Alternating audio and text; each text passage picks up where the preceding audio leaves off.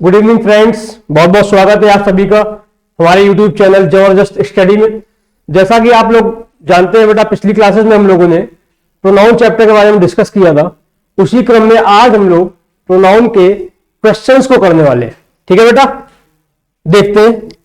पहला क्वेश्चन लिखा हुआ है, पहला क्वेश्चन हम लोगों का लिखा हुआ है, the board of directors want all possible facilities and allowances for itself। देखो बेटा ध्यान से इसको और करिए ध्यान से। द बोर्ड ऑफ डायरेक्टर्स लिखा हुआ, ध्यान से समझना। द बोर्ड ऑफ डायरेक्टर्स, देखो जब बोर्ड की बात करते केवल एक बॉडी की बात करते, लेकिन द बोर्ड ऑफ डायरेक्टर्स मतलब होता है उस बोर्ड के सभी लोग। तो लोगों के लिए यहां पे इटसेल्फ ना आकर यहां पे देमसेल्व्स आएगा। क्या आएगा बेटा? themselves आएगा, themselves। ठीक है, क्लियर है? अगला देखिए, you and I have done my best in the examination. देखो उसको ध्यान से करो, क्या लिखा हुआ है उसको ध्यान से समझो बेटा। You and I have done my best in the examination. बताओ भैया किस पार्ट में गलती है? मैं बता देता हूं आपको, इस पार्ट में गलती है बेटा। मैंने बता दिया आपको, इस पार्ट में गलती है।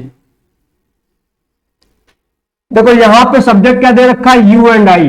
तो जो पजेसिव आएगा बेटा वो यू एंड आई के हिसाब से आएगा। मैंने आपको रूल बताया था, जब किसी भी सेंटेंस में जो सब्जेक्ट होगा, यदि सेकेंड पर्सन और फर्स्ट पर्सन दोनों दिए गए हैं तो आप फर्स्ट पर्सन के हिसाब से, देखो एक फर्स्ट पर्सन होता है तो माई बन जाता है, आई का माई। लेकिन जब फर्स्ट पर्सन ज्यादा हो जाते हैं तो क्या बनता है? अवर बनता है जाके। तो माई की जगह पे क्या बन जाएगा? अवर बन जाएगा बेटा। ठीक है, तो यहां पे गलती सी पार्ट में। क्लियर है बेटा? चलिए अब देखते हैं अगला। अगला देखते हैं, तीसरा number, his efforts will bring him more success than your. अब देखो यहां पे हिज एफर्ट्स लिखा हुआ है, हिज के साथ में नाउन जोड़ा हुआ है, तो यहां तो बेटा हिज सही है, लेकिन यहां पे केवल योर लिखा हुआ है तो ये गलत हो जाएगा। यहां पे हम लोगों को क्या लाना, ये देखो एडजेक्टिव इस्तेमाल किया गया है। एडजेक्टिव हमेशा नाउन के साथ इस्तेमाल किया जाता है, पजेसिव एडजेक्टिव। यहां पे पजेसिव एडजेक्टिव नाउन के साथ इस्तेमाल हुआ है, यहां पे पजेसिव एडजेक्टिव अकेला आ गया है। लेकिन अकेला कौन सा आता है? पजेसिव प्रोनाउन अकेला आता है। तो पजेसिव प्रोनाउन योर का क्या बनता है? जाके योर्स बनता है बेटा। ठीक है ना? तो यहां पे योर की जगह पे क्या हो जाएगा? योर्स हो जाएगा। तो मतलब कौन से पार्ट में गलती है हमारी? डी पार्ट में गलती है। समझ रहे हो बेटा? क्लियर है? बहुत बढ़िया। चलिए आगे चलते हैं।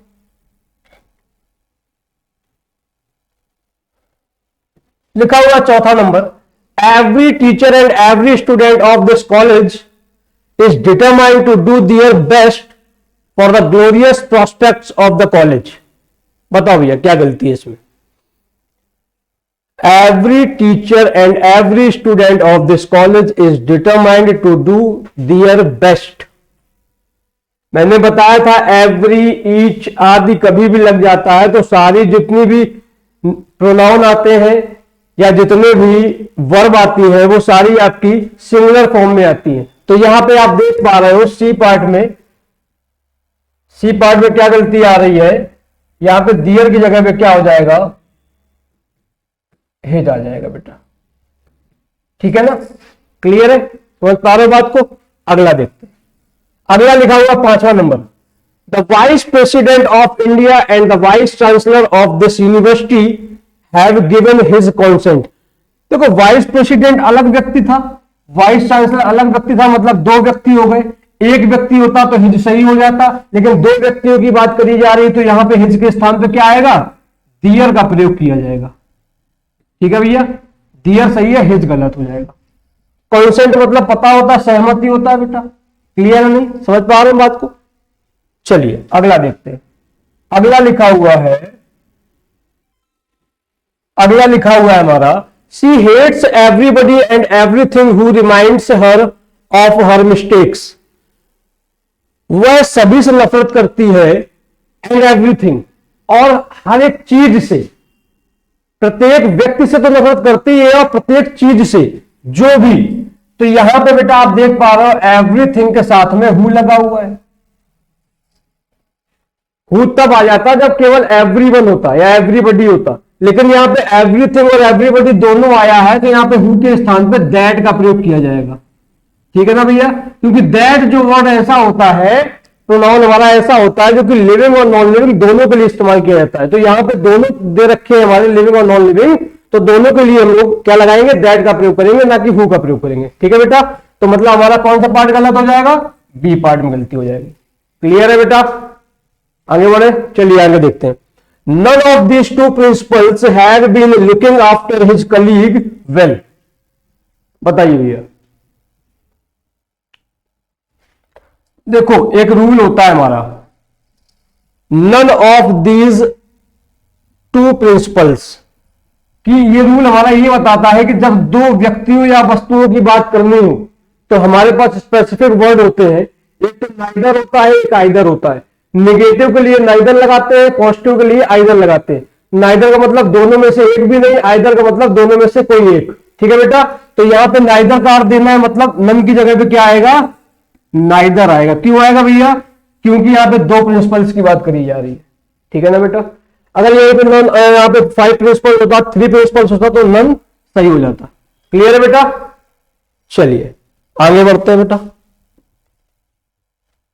अगले क्वेश्चंस की तरफ चलते हैं।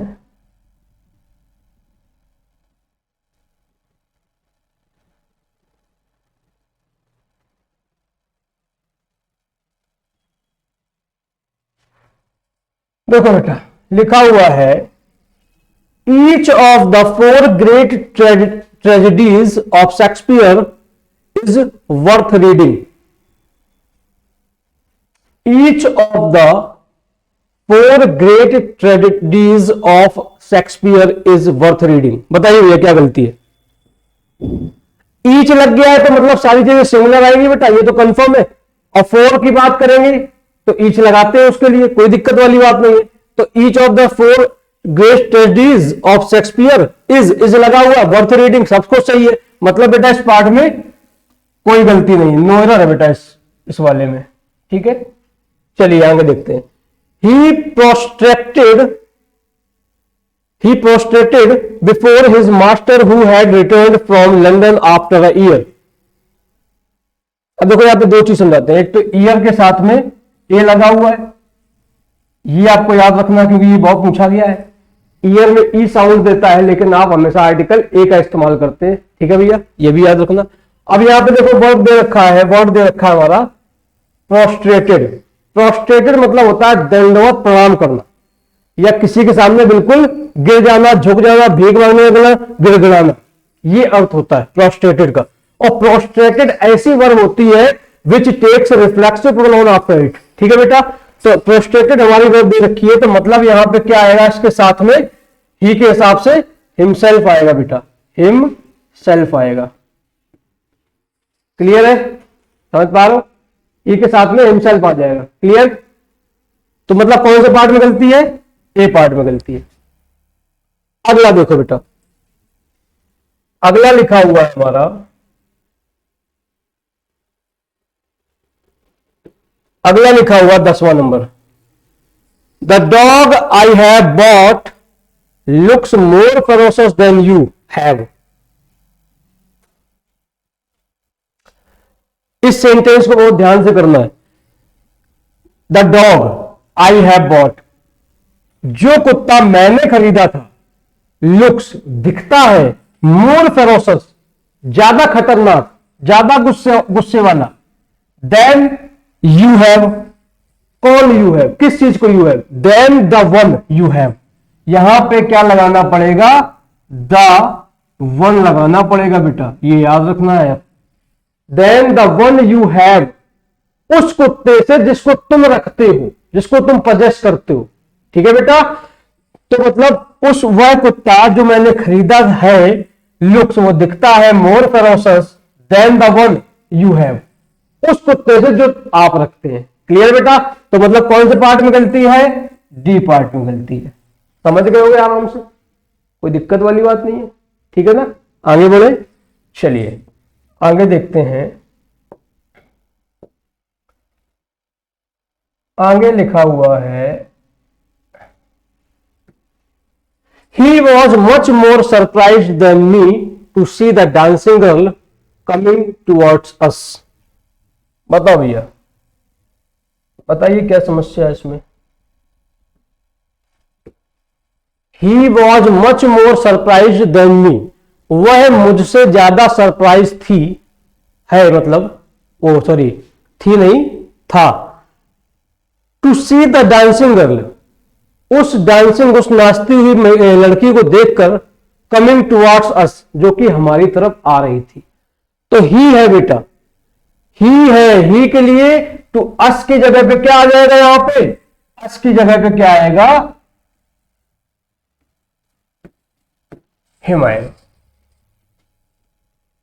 क्या आ जाएगा बेटा, अस की जगह पे हिम आ जाएगा। क्लियर है, समझ पा रहे हो। चलो अगला देखो, the 5 brothers are at daggers drawn so they feel it below their dignity to talk to each other. अब देखो मैंने आपको एक वर्ड टाइप बताया था प्रोनाउन का, जो कि रेसिप्रोकल प्रोनाउन होता है। रेसिप्रोकल प्रोनाउन में 2 प्रोनाउन बताए थे हमने आपको, एक तो ईच अदर होता है, एक वन अनदर होता है। ईच अदर का जो प्रयोग होता है बेटा, उसका प्रयोग करते हैं 2 व्यक्तियों या वस्तुओं के लिए, और वन अनदर का प्रयोग जो होता है वो मोर देन 2 और 2 पर्संस और थिंग्स के लिए करते हैं। क्लियर है बेटा। तो ईच अदर का प्रयोग यहां पे 5 की बात कर रहे हैं, तो ईच अदर की बात तो होगी नहीं, यहां पे क्या आ जाएगा, वन अनदर आ जाएगा, वन अनदर। ठीक है ना भाई साहब, वन अनदर का प्रयोग हो जाएगा। क्लियर है। अगला देखिए 13 number, one should be true to his word in all circumstances. मैंने आपको एक चीज बताई थी, if one is used in a sentence then all the pronouns which are coming in that sentence will be according to one. ठीक है बेटा, वो मतलब वन के अनुसार ही सारी जो प्रोनाउन है वो इस्तेमाल करी जाएंगी। वन का वन से बनता है, वन का वन ही रहता है। तो यहां पे बेटा हिज ना आकर के वंस आएगा। क्लियर, तो मतलब बी पार्ट में गलती है, समझ पा रहे हो। वंस आ जाएगा बेटा, बी पार्ट में गलती हो जाएगी। क्लियर है। चलिए अगला देखते हैं। अगला लिखा हुआ है, if someone has finished the work he may go home. If someone has finished the work he may go home. मैंने आपको बताया है someone, somebody, anybody, anyone, anybody, no one, ये सारे वर्ड जितने भी होते हैं इनके लिए जो प्रोनाउन इस्तेमाल किया जाता है 3rd पर्सन सिंगुलर का इस्तेमाल होता है, मतलब ही के हिसाब से इस्तेमाल होगा, ही, हिज, हिम। ठीक है बेटा। तो आप यहां देखेंगे क्या गलती है, समवन लगा हुआ है, सिंगुलर लगा हुआ, बिल्कुल ठीक है, फिनिश्ड ठीक है, the work he may go home, बिल्कुल सही सेंटेंस है। इस पार्ट में, इस सेंटेंस में कोई भी गलती नहीं है, नो एरर भैया, बिल्कुल ठीक है, नो एरर है इस सेंटेंस में, बिल्कुल ठीक है, नोट करिए। अगला देखते हैं, the criminal which was chained grumbled at the police inspector who was taking him to jail. बताइए भैया क्या समस्या है। क्रिमिनल एक व्यक्ति है बेटा, व्यक्तियों के लिए वी ऑलवेज यूज हु, ना कि विच। It means we have error in second part, that is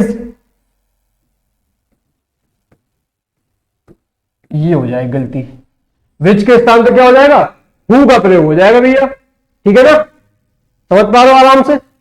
चलिए अगला देखिए, everybody who was working in that office gave a day's pay as their contributions to the dependents of Dr. Sonu who had died on duty, ठीक है भैया। बताओ ये क्या गलती है। Everybody who was working in that office gave a day's pay as their contributions। अब देखो everybody की बात करेंगे तो उसके बाद आने वाले सारे प्रोनाउंस 3rd पर्सन सिंगुलर के प्रोनाउन होंगे बेटा, मतलब ही के अनुसार इस्तेमाल किए जाएंगे। अब देखो यहाँ पे क्या गलती है इसमें, तो बिल्कुल ठीक है, कोई दिक्कत नहीं है, दैट सब बिल्कुल सही है। आदेश पे एज दियर की जगह पे भैया, दियर की जगह पे हिज आ जाएगा, हिज। ये पार्ट में गलती हो जाएगी, दियर गलत हो जाएगा, ठीक है ना बेटा। बहुत बढ़िया, अगला देखते हैं, अगला देखेंगे।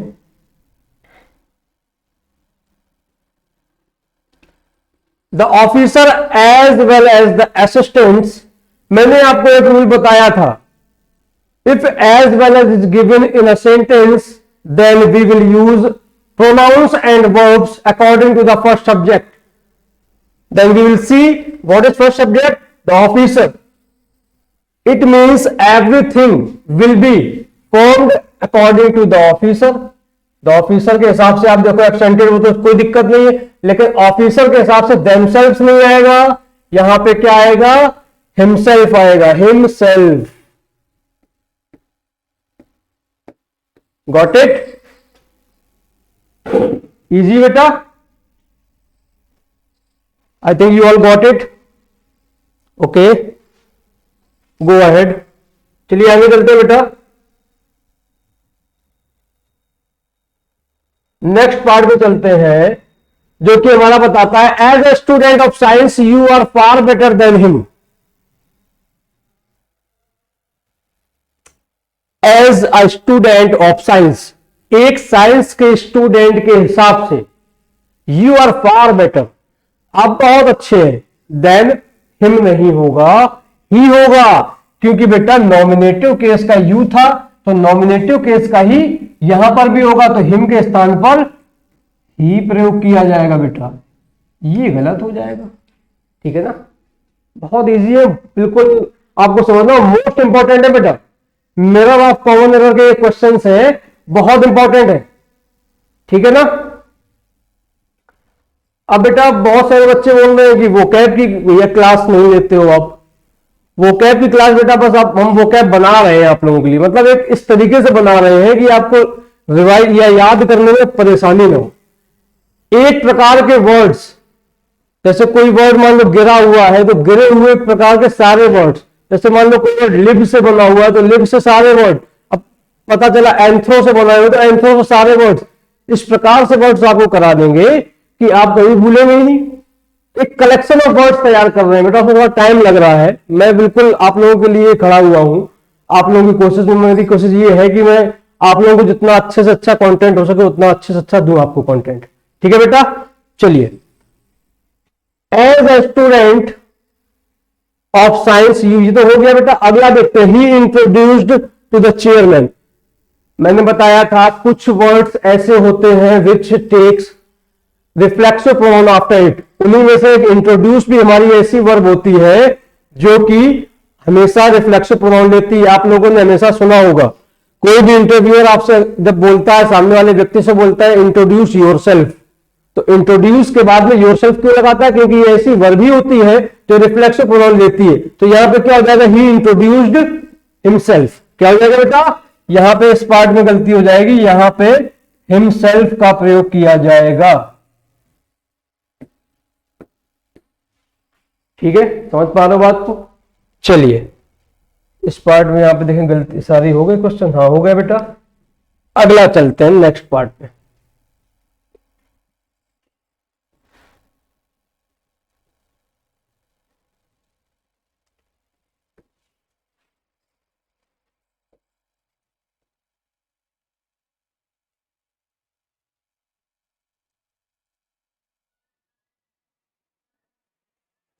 लिखा हुआ है the players whom we have selected for our team are young and ambitious। बताओ भैया क्या समस्या है, the players whom we have selected,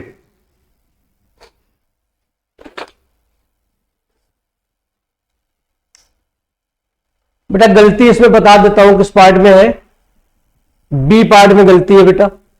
अब बताइए क्या समस्या है इसमें।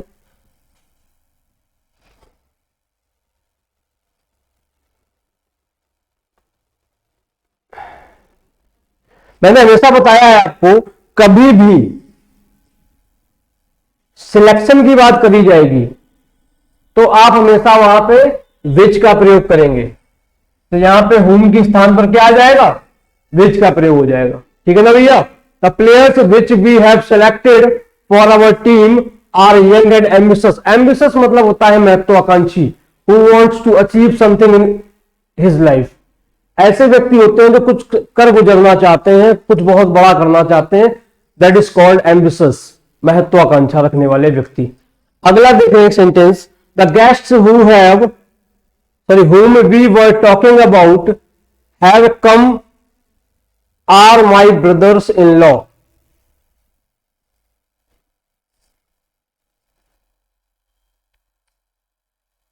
किस पार्ट में गलती है बेटा, द गेस्ट्स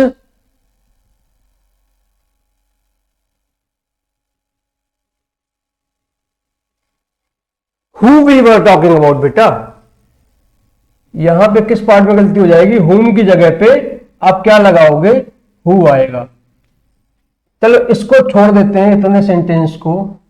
तो ये who के बाद have आएगा ना बेटा, who के बाद ही तो have आएगा, whom के बाद तो have आ नहीं सकता है, क्योंकि whom के बाद में कोई ना कोई सब्जेक्ट आता है। तो ये अगर सेंटेंस बीच का पूरा हटा देते हैं तो who के बाद में have लगा हुआ है, तो आप इससे समझ सकते हैं।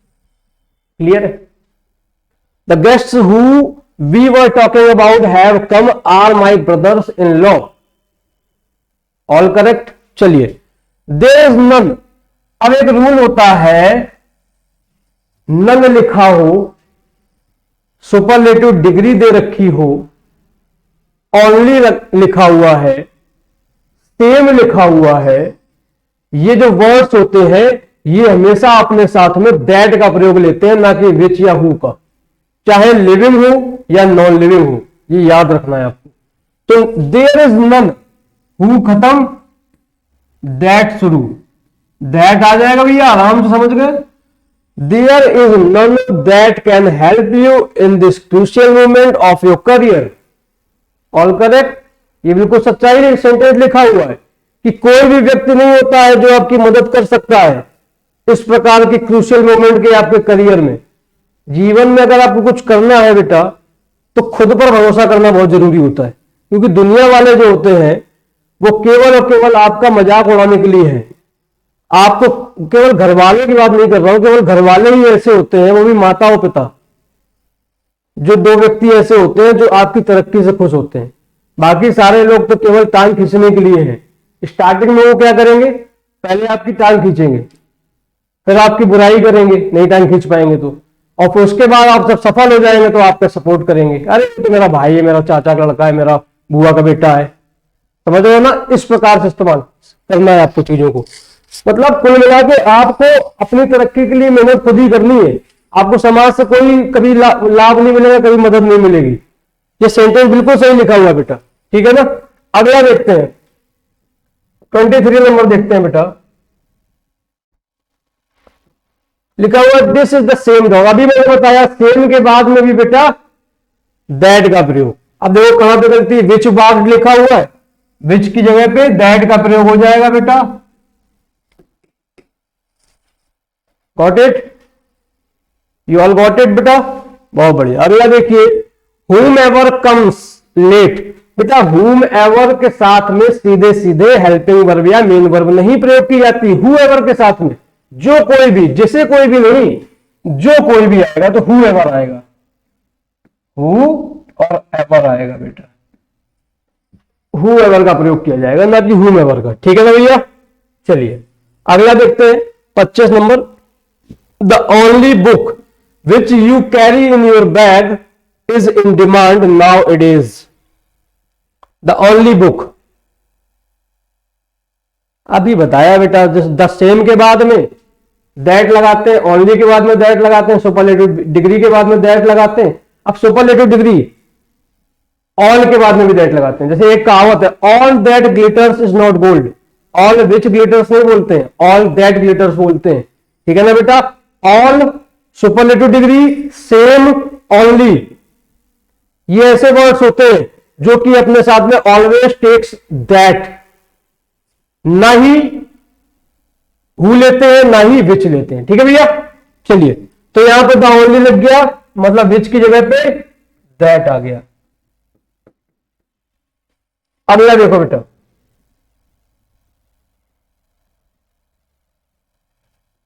अगला लिखा हुआ she is such a brilliant student that I expected. वह इस प्रकार का ब्रिलियंट स्टूडेंट है, एज आई एक्सपेक्टेड बेटा आता है, एज लगाते हैं, दैट नहीं आएगा, यहां पे एज आएगा। अगला देखो, such a self sacrificing man as he come wins our sympathy and admiration. Admiration मतलब तारीफ, बड़ाई, सिंपैथी मतलब दया, ठीक है ना बेटा। Such a self sacrificing man as has come, बिल्कुल ठीक है, एज सही लगा हुआ है, सच एज ठीक है, बिल्कुल सही लगा हुआ है। Wins our sympathy and admiration, बिल्कुल गलती नहीं है, इसमें नो एरर है बेटा, इस पार्ट में, इस सेंटेंस में नो एरर दे रखी है बेटा, ठीक है। चलिए अगला पढ़ते हैं। लिखा हुआ है any of the two pictures, मैंने अभी आपको स्टार्टिंग में सेंटेंस में बताया था, if we are talking about two persons और two things we always use either और नाइदर, ठीक है बेटा, मतलब नाइदर लगाइए या तो आइदर लगाइए।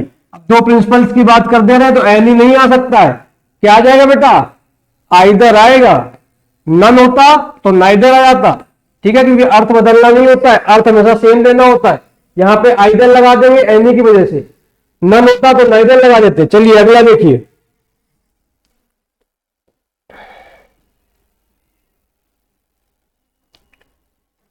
अगला लिखा हुआ 29 number, every of the 5 children standing in the corner of the room is dextrous in paintings, ठीक है ना बेटा। बताइए क्या समस्या है इसमें। Every of the 5 children standing in the corner of the rooms is dextrous in paintings, बताओ। एवरी नहीं लगाते हैं, एवरी वन लगाते हैं हमेशा, इस प्रकार के सेंटेंसेस में एवरी वन लगाएंगे। यहां पे क्या गलती हो जाएगी, एवरी की जगह पे एवरी वन आएगा बेटा, every one will be used in place of every, ठीक है ना बेटा।